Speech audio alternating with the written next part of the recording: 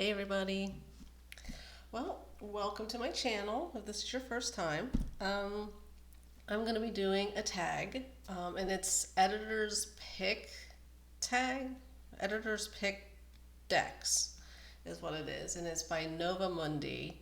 I don't remember what her actual name is, but I'll try to remember to link her channel below, though. It's a long one, so I think I'm just going to jump right into it. So these are decks that I would recommend to other people to use, not necessarily ones that I would use myself. So, first prompt is inner child work. A deck you recommend for inner child healing, one that feels safe, nurturing, and playful, ideal for reconnecting with innocence, creativity, and emotional truth. Now, when I do inner child work, it's sort of like a, not shadow works per se, but it's more intense. It's sort of challenging or entering those spaces of shittiness that happened as a child and trying to heal from that. I know there's a whole world of inner child work, and one of them is basically reconnecting with innocence, reclaiming it. And I haven't done that yet. Maybe I'll do it down the road, but I haven't. But I do have some decks for that. The first one is, surprise, surprise, Inner Child Oracle. Now, I got this for my birthday from a friend, and it's a beautiful deck. Let's see, it says a 44 card deck and guidebook to heal your past and embrace your present. So I think this is a mix. I think this, like, I haven't used this much, to be honest. I have this damn microphone. But it's a gorgeous deck. Like this one says, you know the way, trust your intuition on the journey. Say yes, now's the time to be open and receive. Like, look at that. It's so beautiful. So beautiful. I should use this more.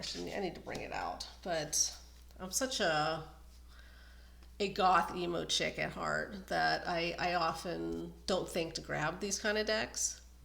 Let go of the past. It is time to envision a new story. So I'll use this reading for other people, but I haven't used it reading for myself yet. Emotions are the reflection. Look for the deeper meaning. Oh, that's so gorgeous. And it's Amanda Lynn Aisling, I think is how you pronounce it. It's her deck. And inside the box it says your ultimate healing comes from within. Isn't that beautiful? So yeah, that's one that I would recommend. Here are the backs. I'm going to be bumping into this microphone all through the entire video. My apologies. And the next one is a tarot deck for the same prompt, and that is the Dreamer's Tarot. And another one I don't use a lot. I got this specifically to match an oracle deck, another oracle deck, and Prairie Majesty's Oracle. Like, I had that deck, and I got that deck because I love the prompts, but the artwork matched nothing aesthetically to anything I owned. And so someone recommended this deck for it, and I agree. It's a great match. So, and the artwork is very childlike. And that's what I love about it. I love the artwork. The giant borders, not so much, but the artwork itself is gorgeous. Oh, look at the bunny and that's a fox. That's a fox. I have been pulling foxes. I had a shamanic healing session a couple weeks ago, and the woman, the shaman, saw a fox in her journey, and ever since then I've been seeing foxes everywhere, including an actual fox outside my house. Never seen a fox in my neighborhood ever, and then suddenly there's one right in front of my house. That was weird. But yeah, a fox. I keep seeing them. They keep popping up for me. So Yeah, I mean, there's not much more to say than it's childlike, it's approachable, and I like that the court cards aren't, they don't have like traditional names. Like this is the Dreamer of Pentacles, and I believe that's the page. And let's see what else. Of course, I can't find other court cards. I'm always pulling court cards when I'm reading for myself. Here we go. Mystic of Cups. I believe that's the Queen, I believe. So, yeah. So it's gender neutral. And yeah, I think it's a lovely deck. And I think it's very approachable. It's not harsh. There's no like gruesome, confronting imagery. I wouldn't call it very, what's the word? I wouldn't say triggering, though it's not that as well, but just not confronting, I guess. So the next prompt is Shadow Work, a deck that's powerful for helping readers face their shadows. Honest, deep, and unafraid to confront the difficult.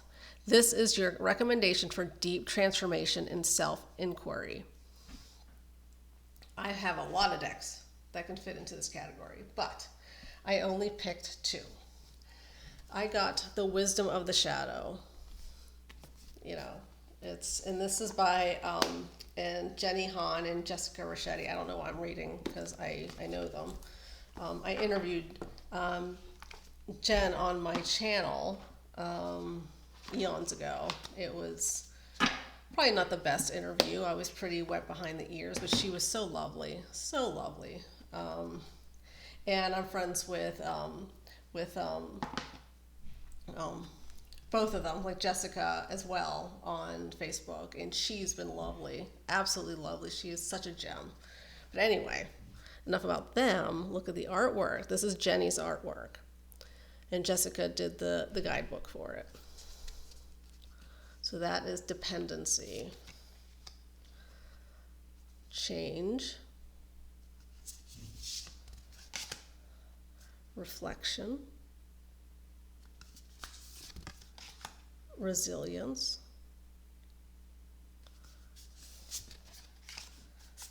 dissolution,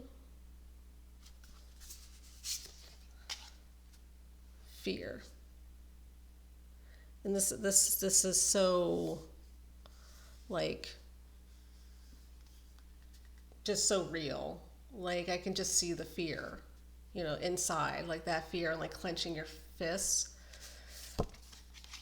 Wisdom, panic. You can definitely see the panic in that artwork. And let's do one more. Here's one. Letting go. That one's nice too. Oh, the artwork is just every single one I love. It's so well done. And she has another deck. They have another deck called oh shoot. I don't own it yet. It's like feminine. I can't remember the name of it, but it's excellent as well. But I haven't gotten it yet. And then the next one for shadow work, I'm running out of room here, is Cries of the Soul's Oracle. And this is specifically created for shadow work, as well as the Wisdom of the Shadow is as well. But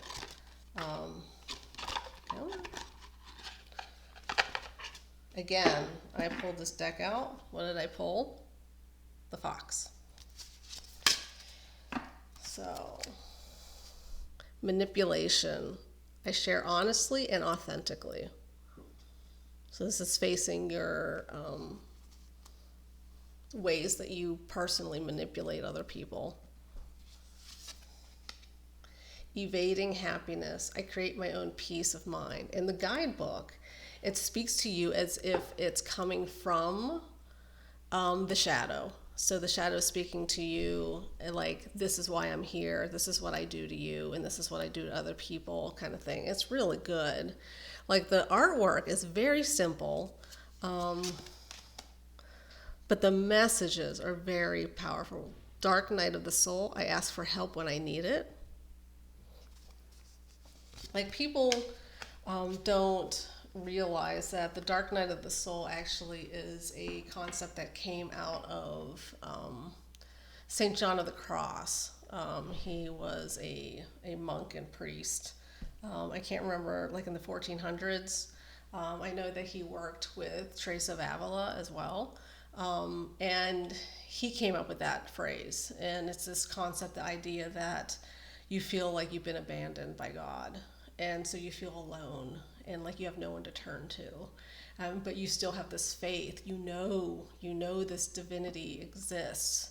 And yet you feel like they're gone, and that they don't exist. So that's the original context of the term dark night of the soul. Betrayal, I trust the outside world. That's a hard one. If you've been betrayed, it's hard to trust. Limiting beliefs, I accept and balance all my thoughts. More foxes. Certainties, my thoughts open me up to inner and outer change. So yeah, like here are the backs. Very pretty. I love the backs. And it's created by Isabella Surf. And the illustrations by Daphne Sabine. I'm probably butchering those names. But yes, I recommend this deck. If you want to sort of dive into things and get things to like prompt you to journal, about baggage that you're dealing with, I recommend this deck. Okay. The next one is Deity Work or Spirit Guides, a deck that serves as a spiritual bridge, perfect for working with deities, spirit guides, or higher realms. It holds sacred energy and supports devotional practice or channeled messages. I chose Lilith, Queen of the Night Oracle Grimoire, for one of them.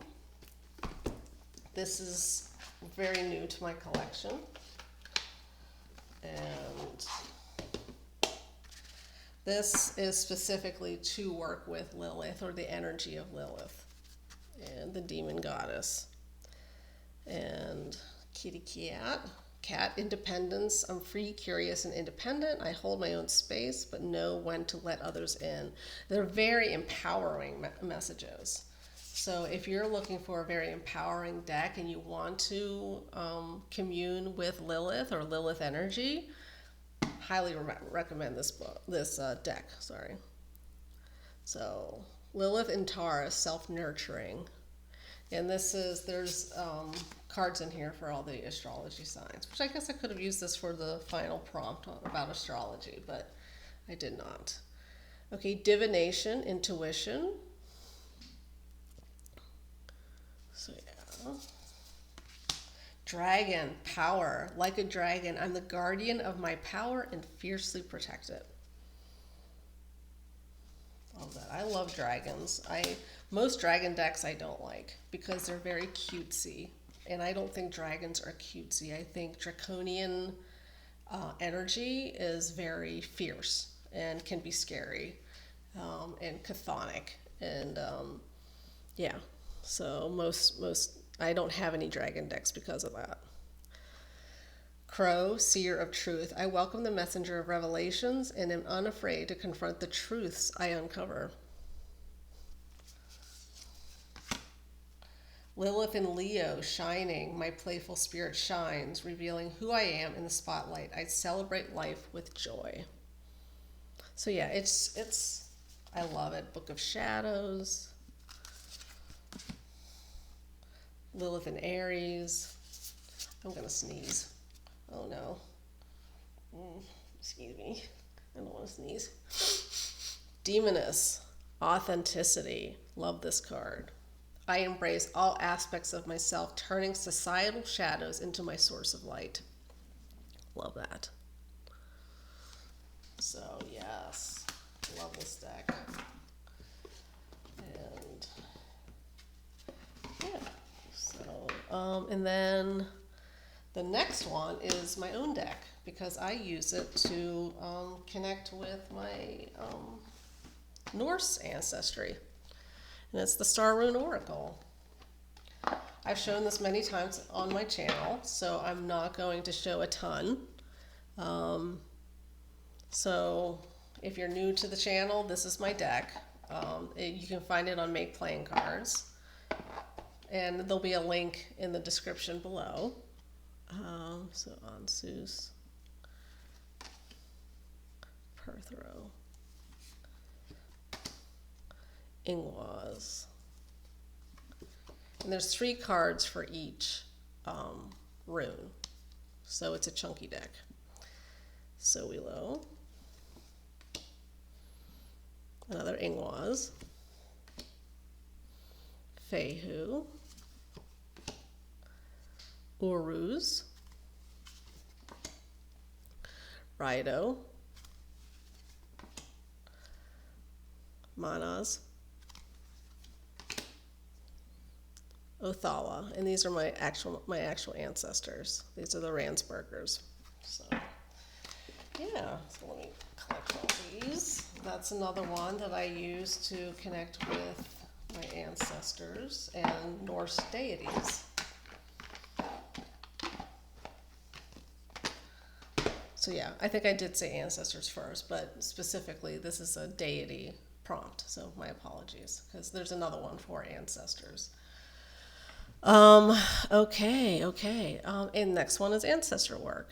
A deck you'd suggest for connecting with ancestral wisdom, whether for lineage healing or honoring those who came before. This one opens the path to ancestral connection, and this completely depends on your ancestry.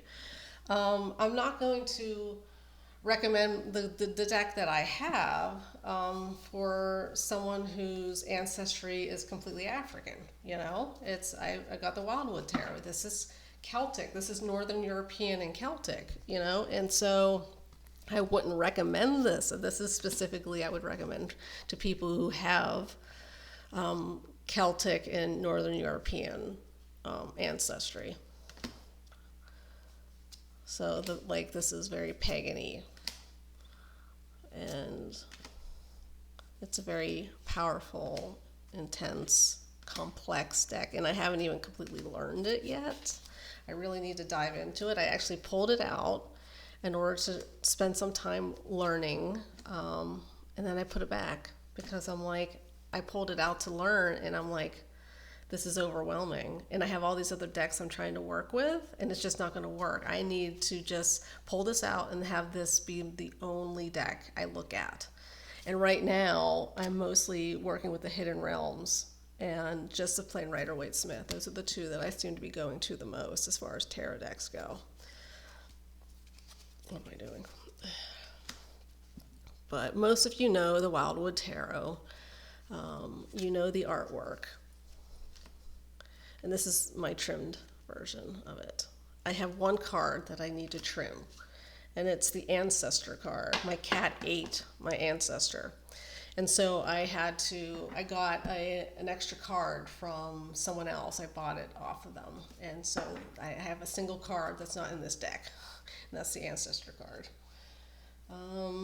Okay, so divination. A deck that excels in traditional divination, clear, direct, and accurate. This is your top pick for those seeking predictive insight or practical answers. And this was hard because I don't read predictively, so I don't know. But there's one deck, I've mentioned it before just recently, that for 6 days, I was able to predict things. I was able to predict the cards themselves for 6 days. So whenever I would think of a card, I'd pull out a card, and it was that card. And my runes. For 6 days, I was able to predict my rune pulls too. And that was the Hidden Realm. And there's nothing predictive-y about the imagery, you know, but this is all I can recommend because this is my only experience with actually being able to predict something. Mostly, like I will predict things for people for entertainment purposes only, but I tell them I am not a psychic. This is for entertainment purposes only. And I generally prefer to read for insight and self-work and personal development. So, yeah. I love the artwork. Oh, so gorgeous. But this is the one that I pulled out and I've been working with. But to be honest, I've been working with the Rider-Waite-Smith a lot. That's been my go-to. Okay, so as above, scroll down. A deck that connects the reader to cosmic or spiritual realms, ideal for soul work, life path exploration, or messages from the higher self. It speaks to the divine perspective. Okay, where's my deck? Okay. The Moonchild Tarot, the Shadow Edition.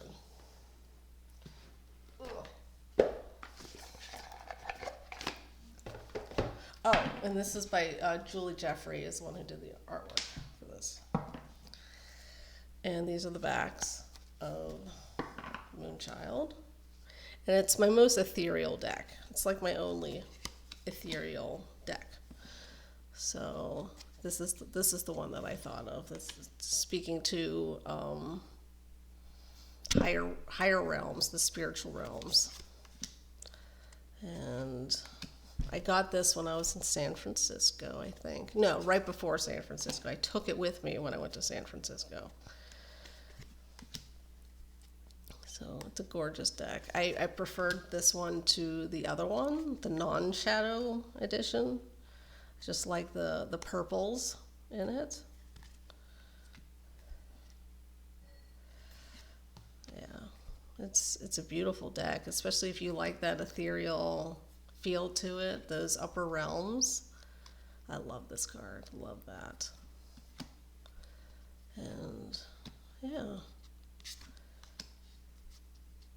So many decks. I don't have a huge collection, but it's getting kind of big. It's getting a little unwieldy. So I think I need to not buy any more for a while now. I just got a new deck. I got it because it's going out of print.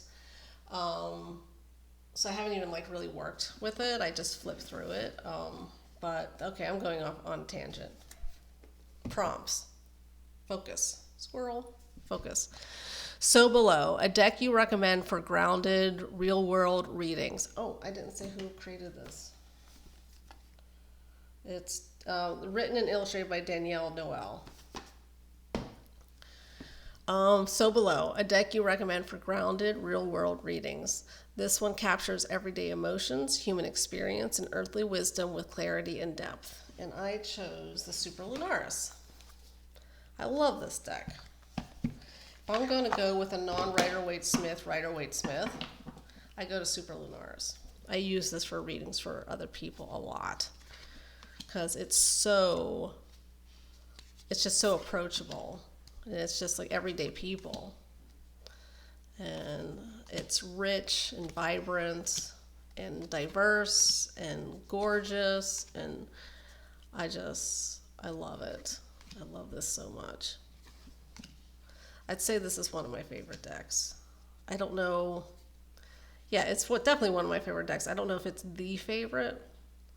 I don't know if I have the favorite, like one top favorite. But this is up there. This is definitely up there. Yeah, so whoop, she's upside down.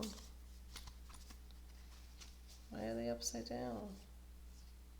There's two upside down. High Priestess. Look at that. Oh, so beautiful. These are the backs. And this is created by, I don't know. That's terrible. But there's no name on it. So that's terrible that one of my favorite decks, I don't know the name of the person who created it. I need to remedy that. Okay, Hug Deck. We're on number 8. Hug Deck. a deck that offers emotional support and comfort, gentle, compassionate, and soothing. This is a deck that feels like a warm hug for anyone going through a tough time. Now, this one was hard. I actually did not have one that I use. I actually had to pull something out of storage, and that's the Mother Mary Oracle. This was my mom's. This was my mom's deck. And if you like Mary energy, this is a wonderful deck. It's a gorgeous deck. These are the backs with the roses. But I don't work with Mary. I tend to shy away from Christian iconography in my spiritual work, which has changed a bit recently. I've started working with decks that have angels in them, but they're weird angels. They're not like the Victorian angels with the robes and the wings. They're pretty weird looking. I mean, most of the angels in the Bible were described as pretty weird. They weren't the way they're depicted in like medieval and Renaissance art and Victorian art. So, but anyway, Our Lady of Sweet Rest. Our Lady of Answered Prayers. It's a gorgeous deck. It's beautiful. And I hate that.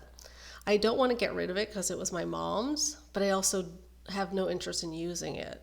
Like someone suggested me using it to connect with my mom. I might do that someday, maybe. Yeah, maybe. Our Lady of Great Power. Love that. Our Lady of Love. I'll do one more. Our Lady of the Rose Crown. And let's do an impulse pull. Let's do an impulse pull on a message from my mom. Let's see if it happens. It might not. I might not get a message from her.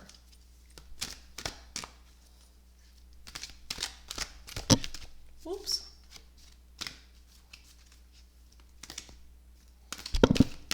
Keep hitting the microphone. Okay.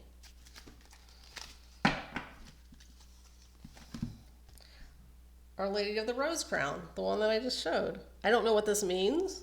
Lady of the Rose Crown. Let's see. 40. Oh, I turned right to it. Okay. You are my child and a royal divine being. I protect your spiritual deepening now as you descend further into the living divine heart and know all to be love. As the mysteries reveal themselves to you now, divine rapture awaits you. I shall keep you grounded and authentic, productive in the world that needs your light, even as I guide you into ecstatic communion with the holy nature. It's interesting.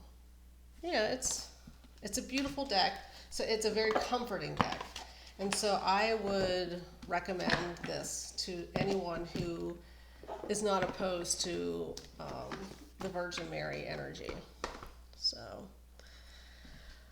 okay. Feel good deck. A deck that uplifts, encourages, and energizes, whether through color, artwork, or message. This one is a perfect feel-good recommendation for readers who want joy and empowerment. And I chose the Textured Tarot for that. I just think this is such a happy deck. It's bright and airy, and I just think it's joyful. This one looks like someone I went to high school with. And the creator just came out with a smaller version, but she changed most of the artwork. I won't be getting it, which is unfortunate because I hate the cardstock, and the cardstock was fixed. Like, this is awful cardstock, but the deck itself is gorgeous, and I'm willing to suffer through the cardstock because of the artwork. And so, yeah, it's just, look at that, kitty.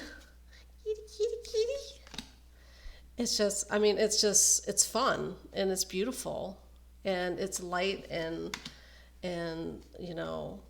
meaningful and evocative. And that's what I love about it. So, yeah. This is probably one of my favorite decks as well. But the cardstock does make me pause from picking it up, because it sometimes is downright painful. Okay. Most versatile. A deck you recommend for handling any type of reading: love, career, shadow work, daily pulls, and everything in between. Reliable, flexible, and reader friendly. This is the all-rounder that adapts to every situation. This one was hard because I wanted to pick the Rider-Waite-Smith, but I picked that for another prompt.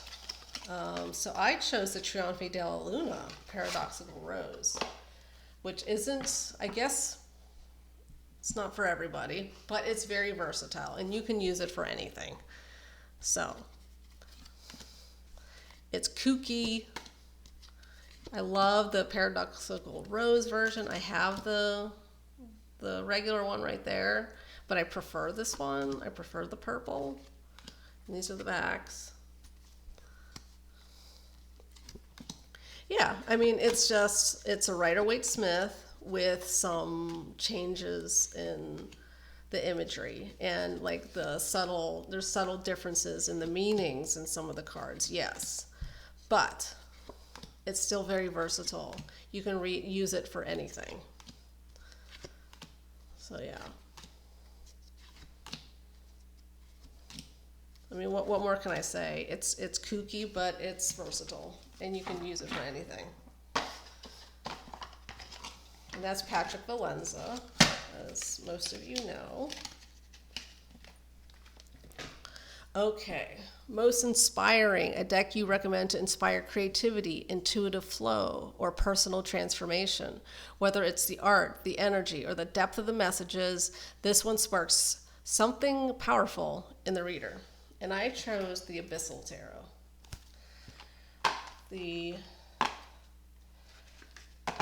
And this is by Shelley Corbett. These are the backs. And fair warning, there's some nudity in this. And this is very evocative, very evocative. It's very creative artwork, photography, underwater photography. And it's very inspiring and you have to read this intuitively. But also there's poetry written. You can't see this, but down the side is like a poem. Like each card has a little section of a poem, and you can use that for intuitive hits as well. So I think it's a gorgeous deck. It's seductive, it's sexy, it's erotic, and it definitely inspires me. It inspires something powerful in me. It is a bit big, and I wish it were a little smaller to make it easier to lay a spread out, but I still love it. So yeah, tushy. So that is the Abyssal Tarot.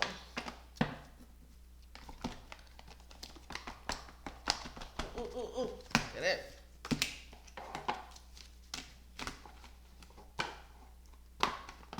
Okay. Best for beginners. A deck you'd confidently recommend to someone just starting their tarot journey, accessible, clear, and easy to learn with. This one makes tarot feel inviting rather than intimidating. And I chose a Rider-Waite-Smith. I chose the Tarot Vintage, which is the Rider-Waite-Smith I'm geeking over right now. And this is by Sasha Graham. Let's see, these are the backs. And this is the color. These are the colors. And they're very light and subtle. And they're not that garish. They don't have those garish colors of the original Rider-Waite-Smith. So the softer colors, I think, makes it much easier on the eyes.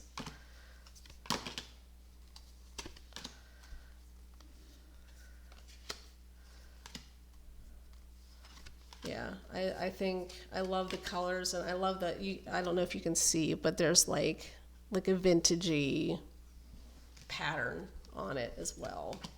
These are did I show the backs? Those are the backs. Yeah, I mean, not much more to say. The Rider-Waite-Smith is very approachable. It's one that I would recommend that everyone starts on, even if they're not like keen on the artwork itself. I think it's important to learn on the Rider-Waite-Smith. And if you don't like the original artwork, which a lot of people don't, this is a good one that I would recommend. And I've just been carrying this one everywhere with me recently. I have all these decks. But I'm with a Rider-Waite-Smith. Okay.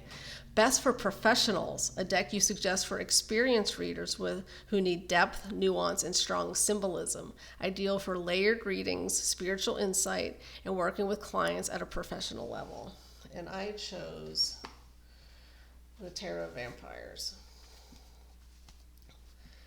And what's the guy's name? Ian Daniels. I edged mine in red. It is out of print right now, but there's a lot of symbolism, lots of layers, like all the little things that are in the card. They all have some meaning. So nothing has been added to the cards willy-nilly, just because it looks nice. They all have some sort of meaning to some level. There's also there's like Kabbalah mixed in with it. There's astrology mixed into it. So yeah, this wouldn't be an easy reader. You can't just like take this and like read it like a Rider-Waite-Smith. You could. You could do that with any deck. You could do that with a Marseille deck. Just read it like a Rider-Waite-Smith.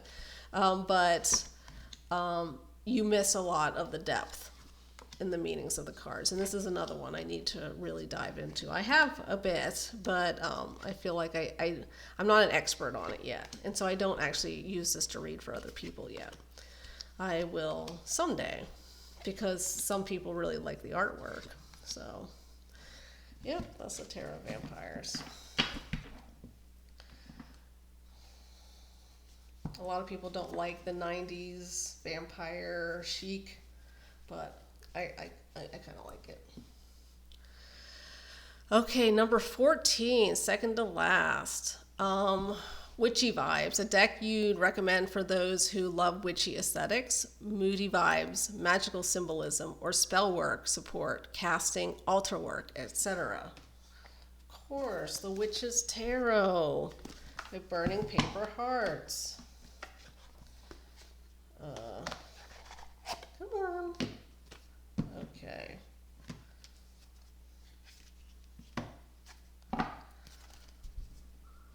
So, yes, this is my witchy deck. This is what I would put on an altar. I would use on an altar. That's the photographer right there. It's very intuitive. Like not all, like a lot of the pictures don't match the Rider-Waite-Smith imagery, and so you have to really read it intuitively and sort of like mesh together the Rider-Waite-Smith and what you're seeing in the cards. But yes, it's very witchy. And then there's extra cards in it that are extra witchy. And you get Hecate, Lilith, the Mother, the Maiden, Ritual Magic. So yeah, very witchy. And the Druid. So, lovely, lovely deck.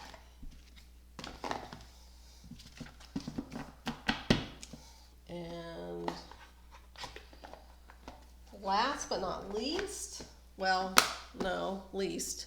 Astrology Work, a deck you recommend for astrology lovers and cosmic seekers, one that weaves planetary wisdom and archetypes into its structure, ideal for exploring birth charts, transits, and celestial guidance. I got nothing.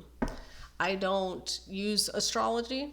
I don't even like the Tarot of Vampires has astrology in it, and I might play with it a little, in the deck, but mostly no. I oftentimes, if there's a deck with astrology in it, I just ignore it because I'm just not into astrology. And like to be honest, like I want to believe in it, but I'm pretty skeptical.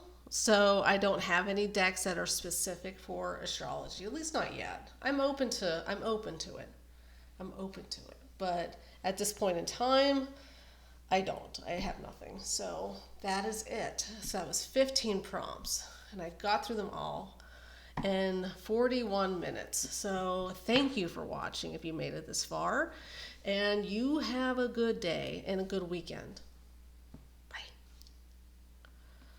Come on.